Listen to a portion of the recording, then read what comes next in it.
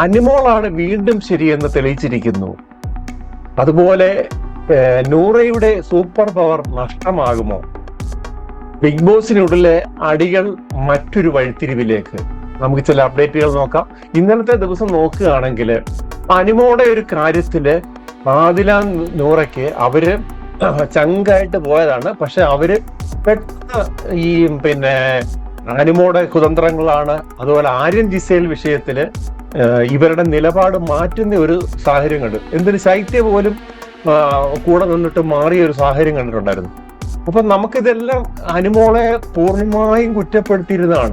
ആ അനിമോൾ അത് ലാലേട്ടൻ വന്ന് കുടഞ്ഞിട്ടും ഞാൻ കണ്ടു അതിൽ ഉറച്ചു. ലാലേട്ടൻ നമ്മളൊരു കാര്യം മനസ്സിലാക്കണം, ഒരു ഇത്രയും വലിയൊരു മഹാനടന്റെ മുന്നിൽ അനുമോക്ക് കള്ളം പറയാൻ പറ്റുമോ? അപ്പൊ അതിനകത്ത് സത്യം ഉണ്ട് എന്നുള്ളത് ഏതാണ്ട് പരമാർത്ഥമാണ്.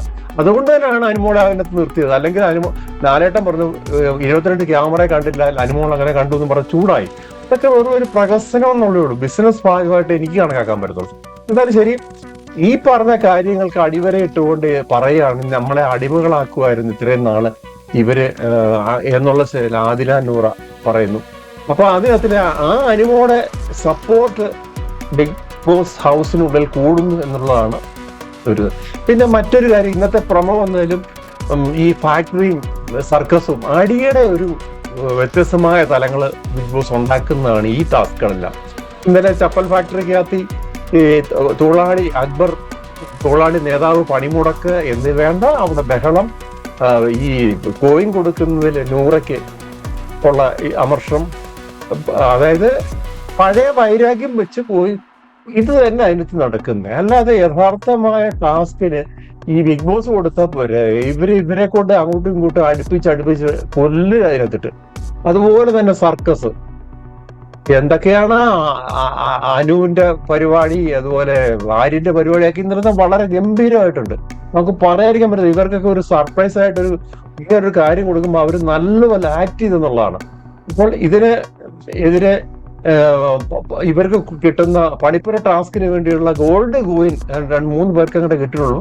എല്ലാവർക്കും ഒന്നും നൂറ കൊടുത്തിട്ടില്ല. ബാക്കി 3 കോയിനും പിന്നെ കുറച്ച് ഗോൾഡ് കോയിനും ഒക്കെ നൂറയുടെ ഇരിക്കുകയാണ്. അതിന് എന്തായി പോകും എന്നൊന്നും പറയാൻ പറ്റത്തില്ല.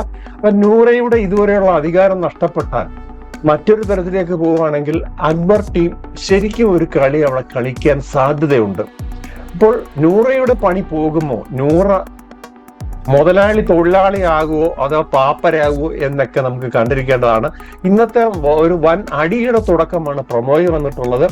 അതുപോലെ തന്നെ കിച്ചണകത്തിലെ ജിസൈലിന്റെ ഇടപെടല് വളരെ എപ്പോഴും ആര് ക്യാപ്റ്റനായാലും ക്യാപ്റ്റനെ സ്വാധീനിച്ച് അകത്ത് കയറുക, കൂടുതൽ ചപ്പാത്തി ഉണ്ടാക്കുക, ചായ കോഫി ഉണ്ടാക്കുക, കോഫി പൗഡർ എടുത്ത് മാറ്റി വെക്കുക, ഇതിനെതിരെ അവിടെ ഒരു പരക്കെ പരാമർശമുണ്ട്. അതുപോലെ തന്നെ ആര്യനെ പഞ്ഞി കിട്ടുന്നില്ല അനീഷ്.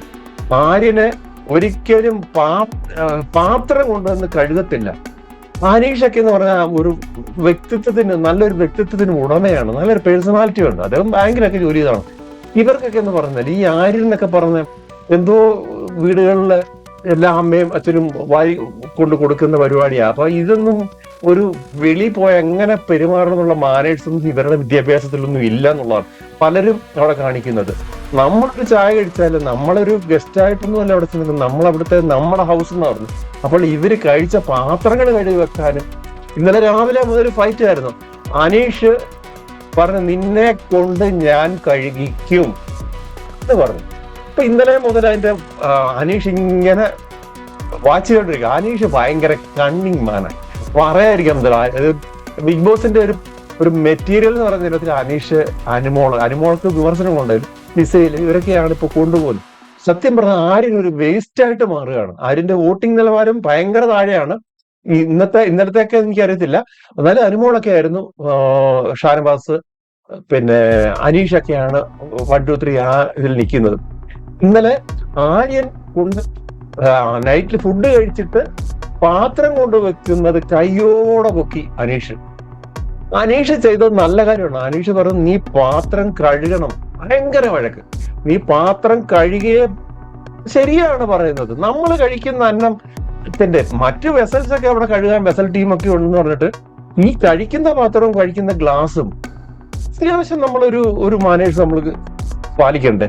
ബിഗ് ബോസ് ഇതൊക്കെ കണ്ടിട്ട് അനങ്ങാപ്പാറായിട്ട് നോക്കി ക്യാമറ നോക്കി ഇന്നാ മതിയോ?